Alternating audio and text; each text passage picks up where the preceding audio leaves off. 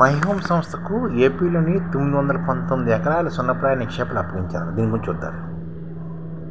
ఏపీలోని 919 ఎకరాల సున్నప్రాయ నిక్షేపాలను మైహోమ్ సంస్థకి ఇచ్చారన్నమాట. 2016లోనే సంస్థకి కేటాయించారు.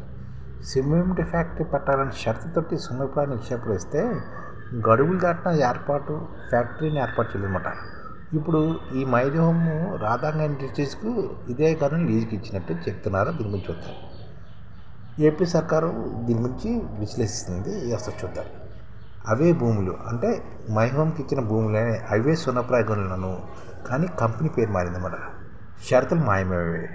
సిమెంట్ ఫ్యాక్టరీ పెట్టి దానికోసం సున్నప్రాయ వాడాలంటూ ఏపీ సర్కారు ఉమ్మడి గుంటూరు జిల్లా దాచేపల్లి మండలం గామలపాడు గ్రామంలో 919 ఎకరాల మేర నిక్షేపాలను 2016 డిసెంబర్ 12న మైహోమ్ సంస్థకు కేటాయించింది.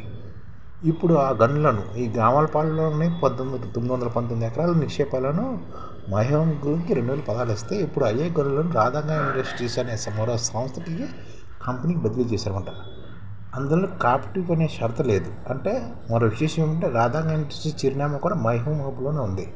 అంటే మైహోమ్ సంస్థకు షరతులతో కేటాయించిన సున్నప్రాయ గనులను అదే కంపెనీ ఏర్పాటు చేసుకున్న అనుబంధ సంస్థకు కేటాయించారన్న మనం తలెత్తుతున్నాయన్నమాట. అంటే మైహోమ్కి ఇచ్చిన భూములే అదే సంస్థ అయినా అదే కంపెనీకి హబ్లో ఉన్న మైహోమ్ హబ్లో ఉన్న ఈ రాధాంగ ఇండస్ట్రీస్కి ఇచ్చారన్నమాట. అనుమానాలు కూడా ఇదే విధంగా. ఈ సున్నప్రాయ నిక్షేపాల విలువ వేల కోట్లలో ఉంటుందని అంచనా. 3 ఏళ్ళు అంటే 2019 డిసెంబర్ నాటికి ఈ ప్లాంట్ ప్రారంభించేలా గనుల శాఖతో మైహోమ్ ఇండస్ట్రీస్ ఒప్పందం కుదిరింది. అంటే 2016లోనే గనులు ఇస్తే 2019 కల్లా ఫ్యాక్టరీ ఏర్పాటు చేయాలని ఒప్పందం కుదుర్చుకున్నారు. కానీ గడువులోపు ఆ సంస్థ ఆ ప్లాంట్ ఏర్పాటు చేయలేదు. దీంతో 2020 వరకు, ఆ తర్వాత 2023 వరకు, అప్పటి నుంచి 2024 జూలై 7 వరకు మరోసారి గడువు పొడిగించారు. అయినా ప్లాంట్ ఏర్పాటు కావడంపై అడుగులు కూడా ముందుకు పడలేదు.